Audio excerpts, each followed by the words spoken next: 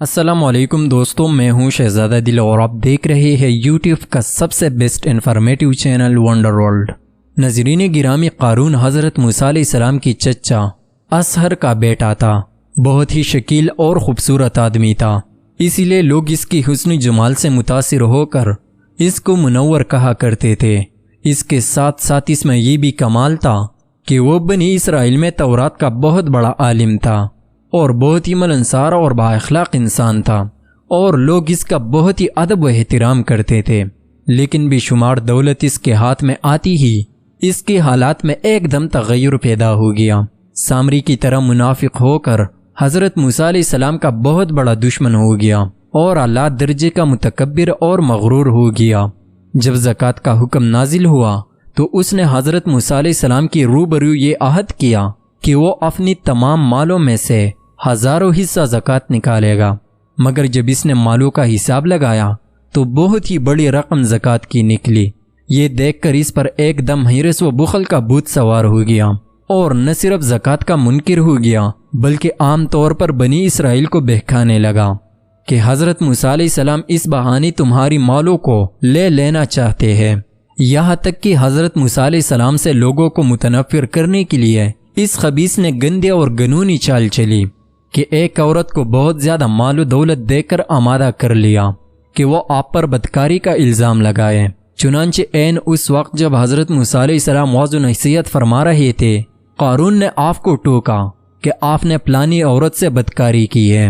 حضرت موسیٰ علیہ السلام نے فرمایا کہ اس عورت کو میرے سامنے لاؤ۔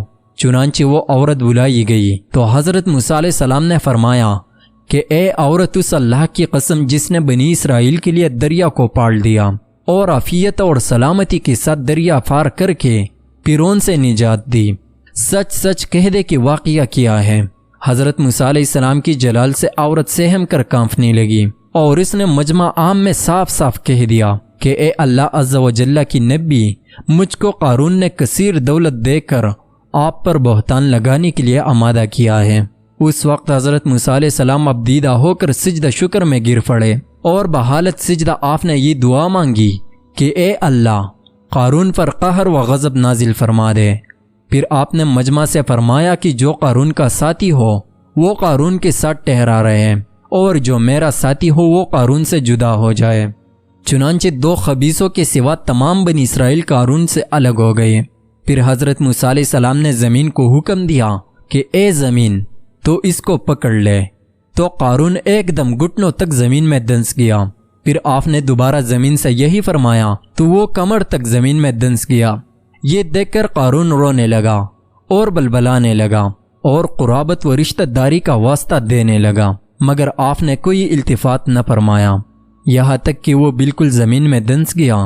2 منحوس آدمی جو قارون کے ساتھی ہوئے تھے لوگوں سے کہنے لگے کہ حضرت موسیٰ علیہ السلام نے قارون کو اس لیے دنسا دیا ہے تاکہ قارون کی مکان اور اس کی خزانوں پر خود قبضہ کر لے۔ تو آپ نے اللہ تعالیٰ سے دعا مانگی کہ قارون کا مکان اور خزانہ بھی زمین میں دنس جائے۔ چنانچہ قارون کا مکان جو سونے کا تھا اور اس کا سارا خزانہ سبھی زمین میں دنس گیا۔